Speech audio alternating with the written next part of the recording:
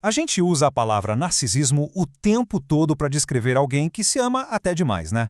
Mas já parou para pensar de onde ela veio? Pois é, a origem está num mito grego, uma história bem antiga e, aliás, bem trágica. Então, bora mergulhar nisso para entender o que essa história realmente nos diz sobre beleza, amor e, claro, obsessão. E tudo começa com essa profecia que é, assim, super misteriosa. Imagina só, essas palavras foram ditas no nascimento de Narciso pelo vidente cego Tiresias e elas ficam pairando sobre a história toda. É um aviso bem enigmático que acaba selando o destino dele de um jeito que ninguém poderia prever. Ok, vamos voltar para o começo de tudo. Narciso era filho do deus rio Cefiso e da ninfa Liriope.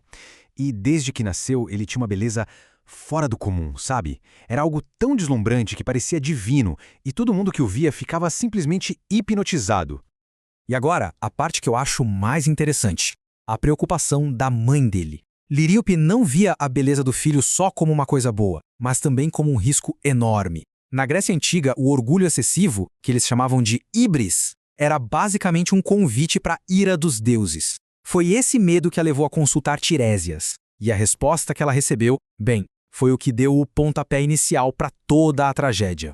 Agora a gente chega na versão mais famosa do mito, aquela contada pelo poeta romano Ovídio. E essa é uma história super dramática de amor não correspondido e punição divina. É aqui que a vida de Narciso se cruza com a de outra personagem, também muito trágica.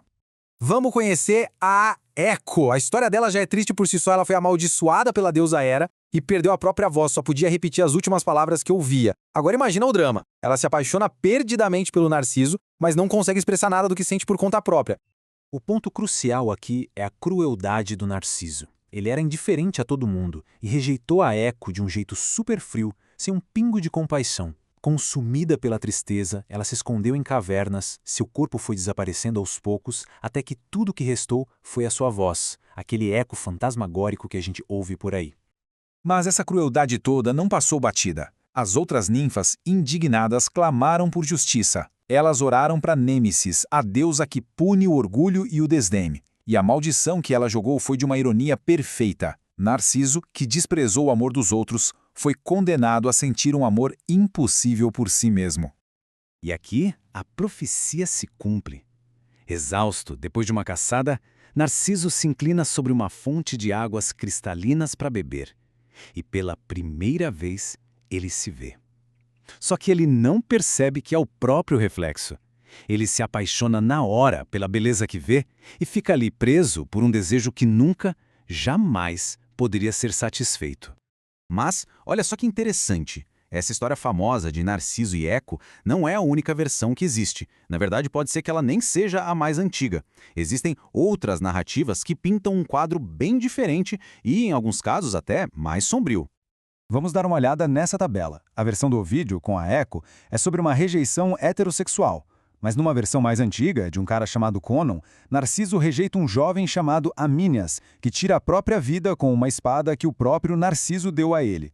Já a versão de Pausânias oferece uma interpretação completamente diferente. Dizem que Narciso tinha uma irmã gêmea idêntica que morreu, e ele ficava olhando para o próprio reflexo para se consolar, vendo a imagem dela até definhar de tanta tristeza.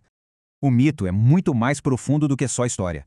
Os elementos principais, o nome, a flor, o reflexo, estão carregados de um simbolismo superpoderoso que nos conecta com temas como morte, torpor e até o submundo.